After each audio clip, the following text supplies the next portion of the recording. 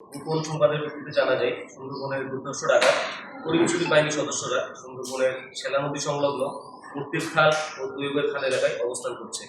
প্রাপ্ত তথ্যের ভিত্তিতে গত 20 ফেব্রুয়ারি 2026 তারিখ শুক্রবার বিকাল 4টায় কোস্টগার্ড বেস নোংরা ও আউটপোস্ট নড়িয়া কর্তৃক একটি বিশেষ অভিযান পরিচালনা করা হয়। অভিযান চলাকালীন উক্ত এলাকা হতে 4টি 1 বন্দুক, একটি দেশীয় ওয়ান-শটার গান, 10 রাউন্ড তাজা গোলা, 17 রাউন্ড তাজা কার্তুজ, 10 রাউন্ড ফাঁকা কার্তুজ সহ সুন্দরবনের দুর্ধর্ষ ডাকাত করিমছড়ি বাহিনীর এক সক্রিয় সদস্যকে আটক করা হয়।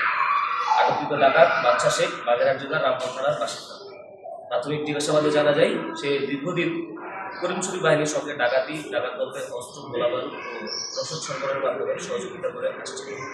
জব্দকৃত আলামত ও আটককৃত ডাকাতের পরবর্তী আইনানুগ ব্যবস্থা গ্রহণের কার্যক্রম প্রক্রিয়াধীন রয়েছে। এছাড়াও ত্রয়োদশ জাতীয় সংসদ নির্বাচন উপলক্ষে কোস্টগার্ড সদস্যরা নির্বাচনী দায়িত্বে নিয়োজিত থাকায় এই সুযোগকে কাজে লাগিয়ে কিছু অসাধু চক্র পুনরায় সুন্দরবনে সক্রিয় হওয়ার চেষ্টা করে।